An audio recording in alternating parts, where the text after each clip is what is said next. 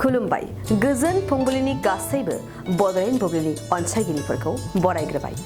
दिनै 15 एप्रिल सनिबारनि फानजामुथिखौ फरायथिनो लादों आं गेवलां हाज'हारिया। फानजामुथिनि गिबियाव दं मेष राशि। गोसोनि साननायफोरा दिदोम जानाय नङा। नाङै बाथ्राफोरखौ बुंलाबायगोन। गुबुनजों गाज्रि मोनजानो हागौ। वृष राशि। नोंथांनि थाखाय मोजां सम जानाय नङा।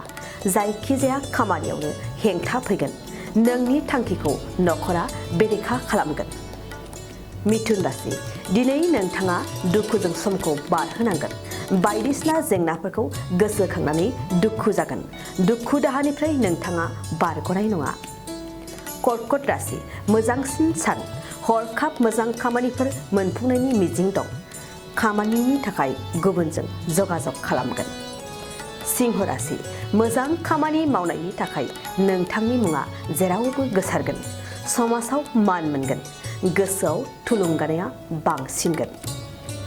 कन्या राशि। देहानि फारसे मोजां जानाय नङा। देहायाव माखासे खहा फैगोन। लोरबां देहाखौ लानानै गोसोआव दुखु जागोन। तुला राशि। संसार जानायाव खस्थ' मोनगोन। खस्थ'नि गेजेरजों नखर सोलिनांगोन। नखराव रांखावरिनि फारसे आंखाल नुजाथिगोन।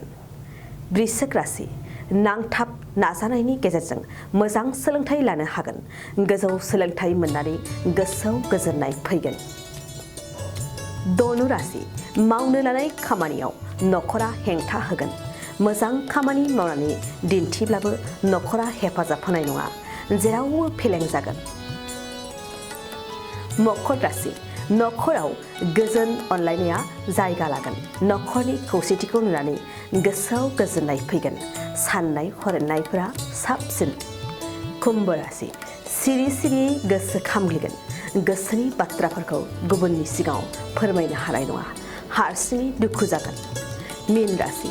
नखराव रांखान्थिनि फारसे जौगानाय फैगोन। जौगानायखौ लानानै गोसोनि थांखिखौ जाफुंसारनाय मोनगोन। मोजां सान। दिनै सानसेनि राशि फरायथियाबो एसेनोसै। आसा खालामो नोंथांनि दिनैनि साना मोजाङै मोजां थांगोन। बेखौ बड'लेण्ड बुब्लि नखरनिफ्राय मिजिंथिबाय। गोजोन्थों। 2023-24 सोलोंथाइ बोसोरनि थाखाय गोदान मुं थिसननाय लानानै फैदों बड'लेण्ड एकाडेमि सिनियर सेकेन्डारि फरायसालिया। क'क्राझार जिल्लानि तिनिआलियाव थानाय बर' बिजोंनि बड'लेण्ड एकाडेमि सिनियर सेकेन्डारि फरायसालिया दायो केजिनिफ्राय 9 थाखोसिमनि गोदान मुं थिसननायखौ लागासिनो। बड'लेण्ड एकाडेमि सिनियर सेकेन्डारि फरायसालियाव गुनगोनां सोलोंथाइ होनायजों लोगोसेयैनो नोंथांमोना बे फरायसालियाव थानाय जानायनि हस्टेल खाबुखौ मोननो हागोन।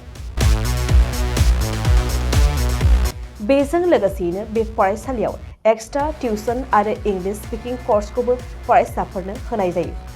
गोसो गोनां फरायसाफोरा मुं थिसननायखौ बाङाय बेसेनावनो मोननो हागोन। बेनिखायनो बड'लेण्ड एकाडेमि सिनियर सेकेन्डारि फरायसालियाव फरायसा एबा नोंथांमोनहा मुं थिसननायनि बागै मिन्थिनोब्ला नैबे मबाइल नम्बर 9101488399 नङाब्ला थोंजों फरायसालियाव थांनानै खौरां लाहैनो हागोन।